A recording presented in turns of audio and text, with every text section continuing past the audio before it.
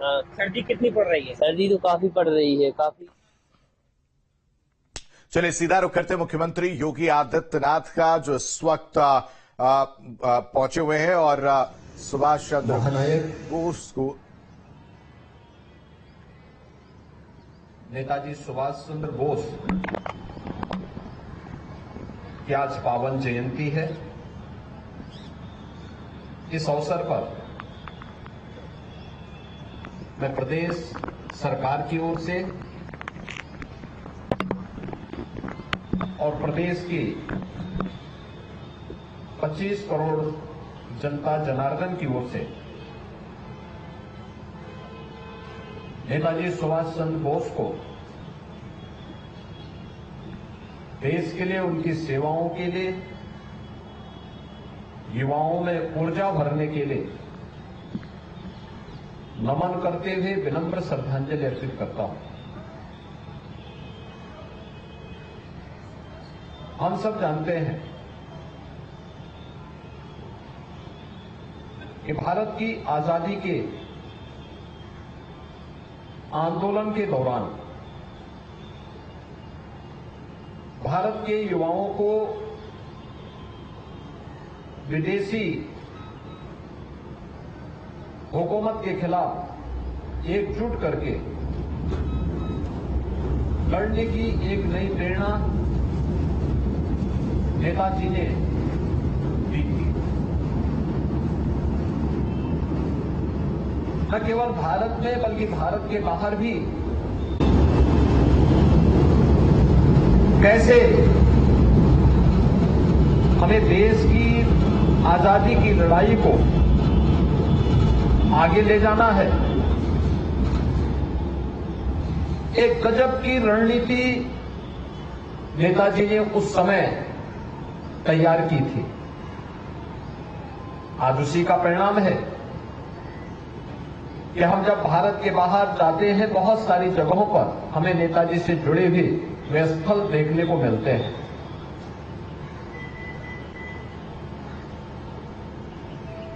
उस समय युवाओं का आह्वान करते हुए नेताजी ने जो आह्वान किया था,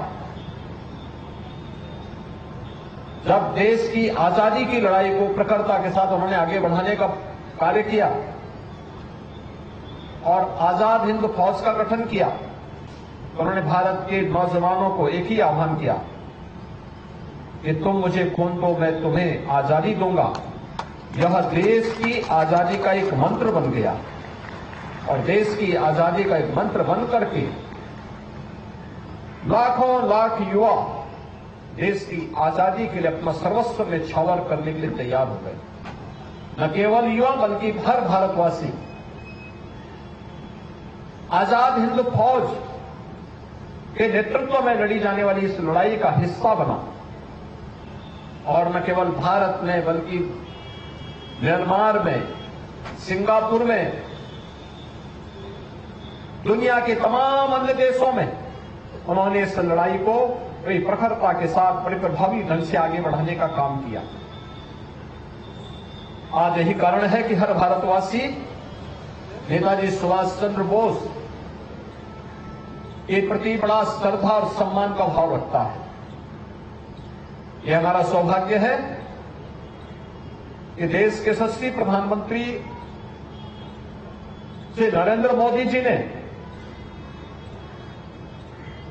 नेताजी सुभाष चंद्र बोस की पावन जयंती को देश के अंदर पराक्रम दिवस के रूप में आयोजित करने और एक साप्ताहिक आयोजन इसके साथ जोड़ने का कार्यक्रम बनाया है।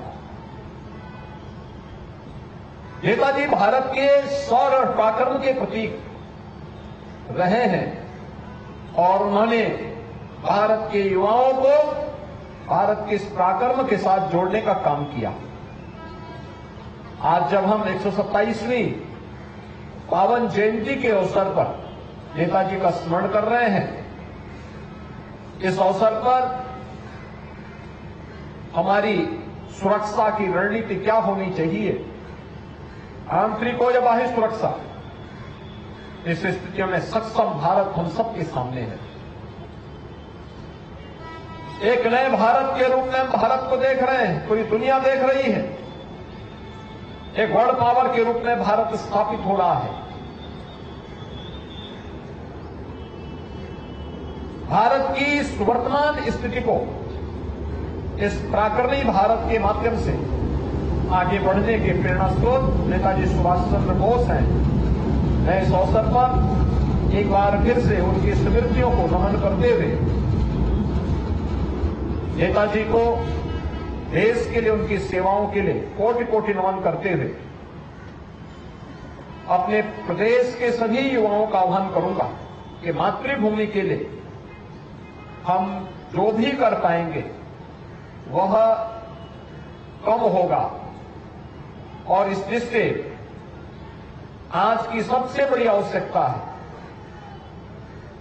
कि हर व्यक्ति अपने अपने कर्तव्यों का ईमानदारी पूर्वक निर्वहन करे। जो जिस क्षेत्र में है, छात्र है, पूरी तन्मयता के साथ अध्ययन करे। नई चीजों को सीखने की जिज्ञासा उसके मन में होनी चाहिए। समाज के जिस क्षेत्र का है, अगर वह अपने अपने क्षेत्र में अपनी अपनी जिम्मेदारियों का, अपने अपने कर्तव्यों का ईमानदारी पूर्वक निर्वहन करता है तो नेताजी के प्रति यह हमारी सच्ची श्रद्धा होगी, सम्मान होगा।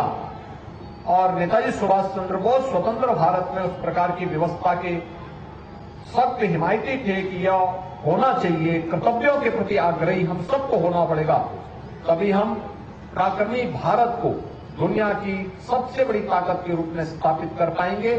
आज के इस अवसर पर एक बार पुनः नेताजी को नमन करते हुए, इनकी स्मृतियों को नमन करते हुए, मैं इस अवसर पर नेताजी के आदर्शों का अनुसरण हमारे युवा करेंगे, इस विश्वास के साथ आप सबको आज के इस पराक्रम दिवस की हृदय से बधाई देता हूं, अपनी शुभकामनाएं देता हूं। धन्यवाद। जय हिंद। तो मुख्यमंत्री योगी आदित्यनाथ को आप सुन रहे थे, जो नेताजी सुभाष चंद्र बोस की जयंती पर संबोधित करते हुए नजर आ रहे थे। आपको बताएं कि उन्होंने कहा कि नेताजी ने युवाओं में ऊर्जा भरी थी। अंग्रेजों के खिलाफ युवाओं को एकजुट करने का काम नेताजी ने ही किया। आजादी की लड़ाई में नेताजी का बड़ा योगदान रहा है।